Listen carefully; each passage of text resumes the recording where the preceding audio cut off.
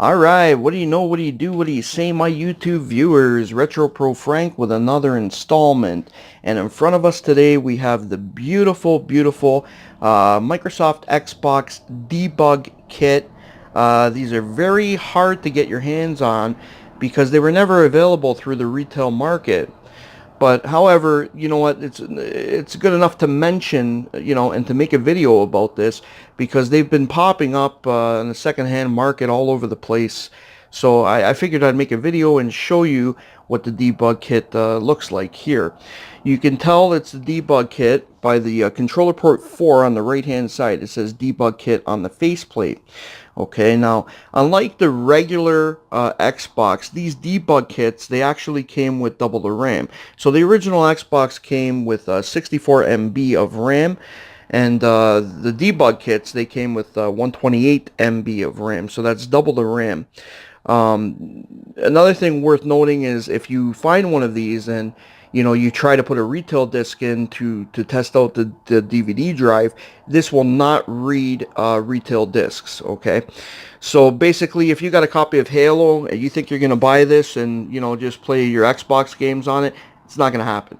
Not unless you get into modifying it a bit, which you could. I know personally for me, on my personal debug kit, I do have an application what's called Retail Disk Loader that I was able to load onto the debug kit.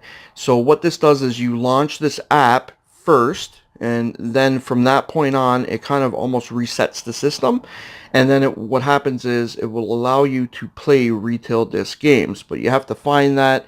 Please don't ask me where to find it. You guys got to use Google and you'll find it. So Retail Disk Loader.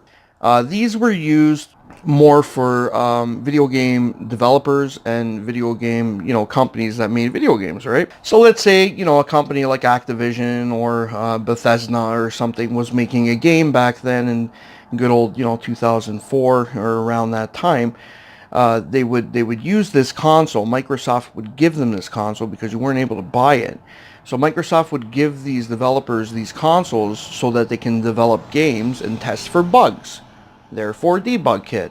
Okay, not only that, but I think that there was some options available for the actual game designers to take screenshots and stuff like this of their game play, and so this runs a whole different dashboard than Microsoft the Microsoft Xbox original. Okay, it runs a modified BIOS and a modified dashboard. At least I know the dashboard's modified. The BIOS might not be, sorry, but I think it is too.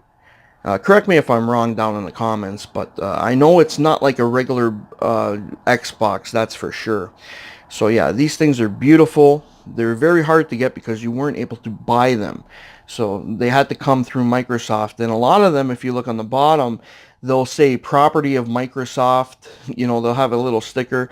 Property of Microsoft can be asked for at any time for you to return or something like this. It's pretty funny.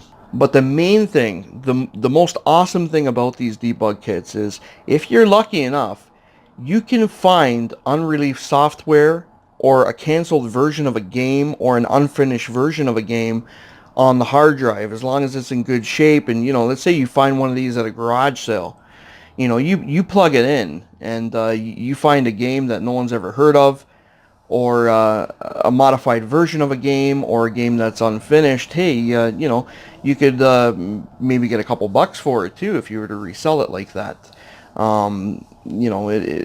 That's totally up to you what you decide what you want to do with it. But I would definitely, if you do find one of these, hook it up, check and see what's on it, and research what's on it, because if you find something that's on here that's never been released, the Xbox community would love to get that in their hands. I know that much. So the units available, nobody really knows how many were made. The price, obviously nobody knows that either, but it was worth me making a video to show you guys the debug kit, and just to explain a little bit of the background of it and some of the advancements that it does have with the extra RAM and the different dash there, as well. So there's a whole bunch of different options that weren't on the original Xbox. Anyway, if you guys like this video, you guys can give me a thumbs up. If you guys hate this video on everything about life, you can give me a thumbs down. Please subscribe to the channel. I'm going to be releasing more content like this. And thank you very much for tuning in. I'm Retro Pro Frank, and I'm out.